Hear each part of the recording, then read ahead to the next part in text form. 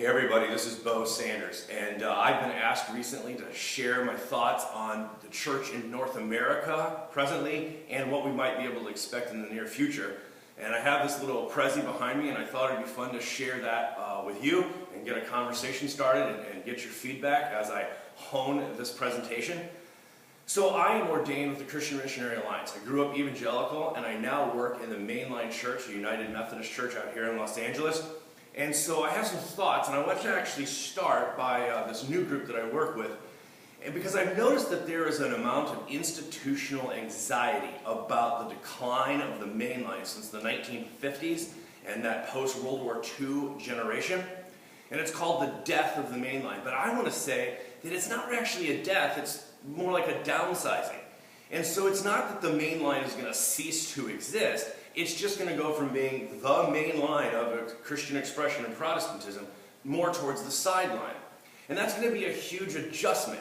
And there's an ego involved, but there's also just a framework, a way of thinking. Because the group that I trained with and am ordained with would look at the very same numbers, statistical, budget, attendance, that the main line is fretting over and just all this churning up of this negative emotion and anxiety. And we would call it revival. It's just a difference of mentality, but the mainline expressions are set up to have, they have a framework to feed an elephant. And so as they downsize and may end up looking more like a cat, like the rest of us, there's a stress that's involved there because the structures are set up for something much bigger. But in reality, the main line will always be around in some way. In the same way that there are a cappella, only no music churches of the Christian church, that there are still Amish, there are still evangelicals, there are still Baptists. Phyllis Tickle says that after the Protestant Reformation, the Catholic Church is still around. It didn't go extinct. In fact, it adjusted, it adapted, it evolved in response to the Protestant Reformation, and now we live side by side. So there's a change of mentality that is required because things don't go away. So there's no death of the mainline church. It's just a change. There's something that's happening. But everything, it's like why we don't have committees. Once you start a committee, it exists forever. They're nearly impossible to get rid of.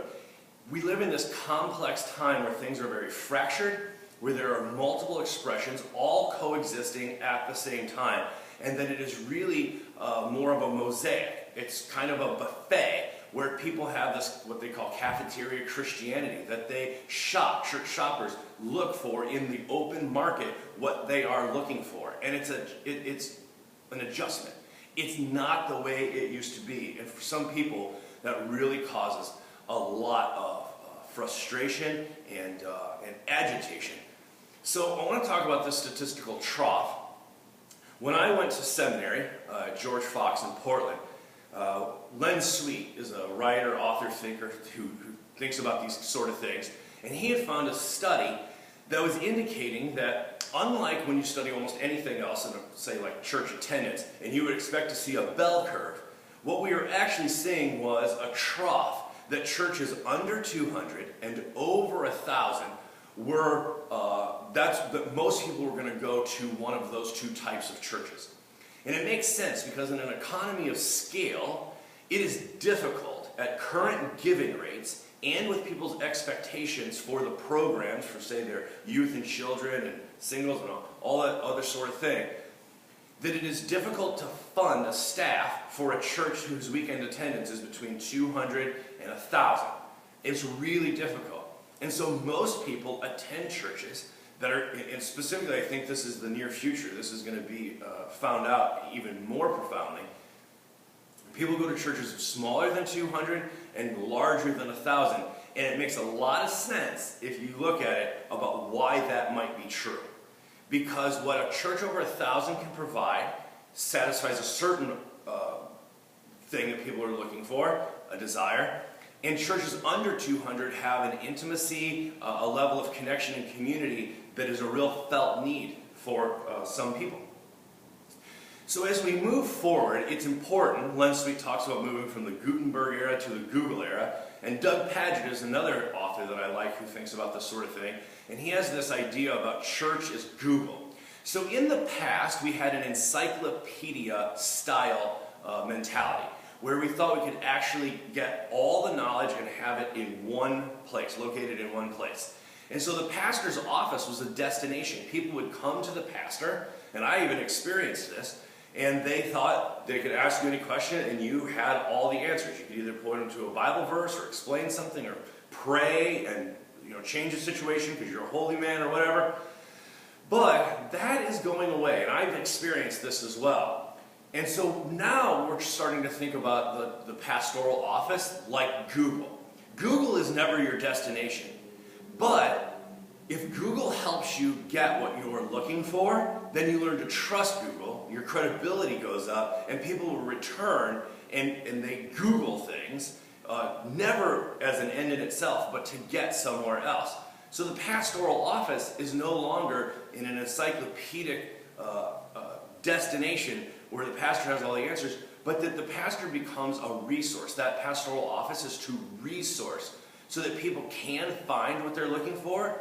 If you help them find that, whether it's a family therapist or whatever it is, then you get your trust level goes up, you gain credibility, and people will come back to you knowing that you are a connection in the community that's going to help them find what they need to have the life that they are desiring. I think it's a really brilliant idea.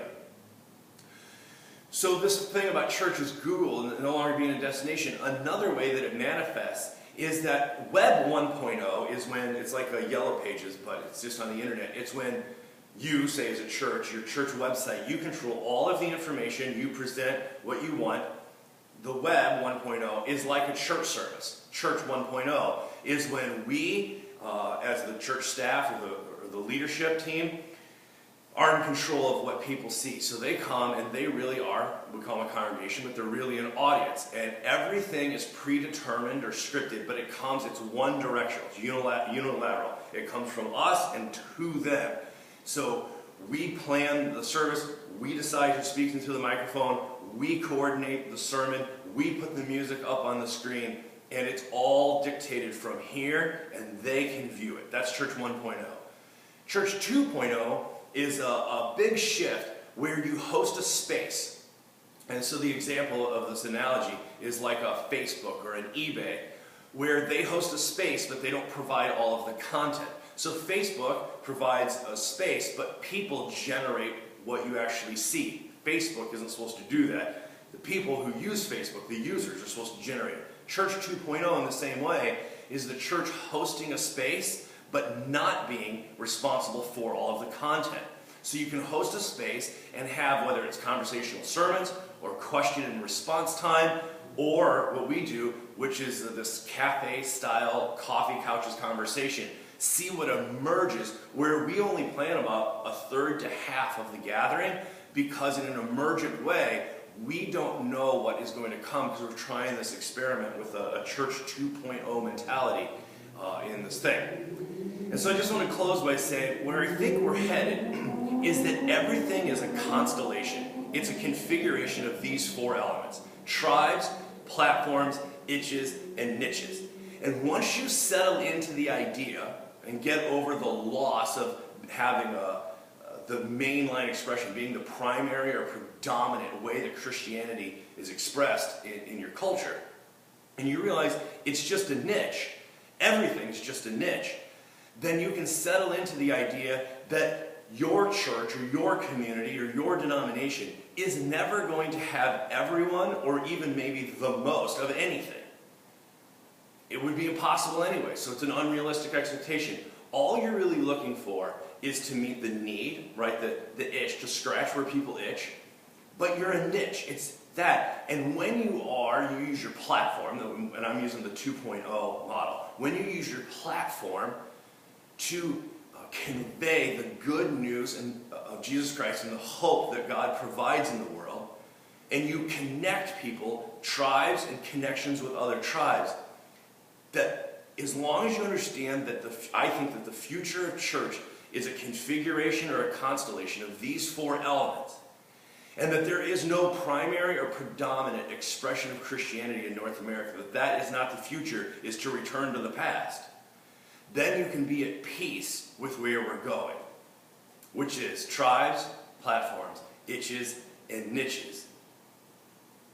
If you can handle that, I think there's a definite future. But if you think we need to get back to some way it used to be, you're going to be perpetually agitated and disappointed. So, that's my theory. I would love to hear your feedback. You can comment here below, or I'm posting this also at the blog. I would just love to hear your thoughts and your reactions as I hone this for different groups that I present to in the coming days. Thanks.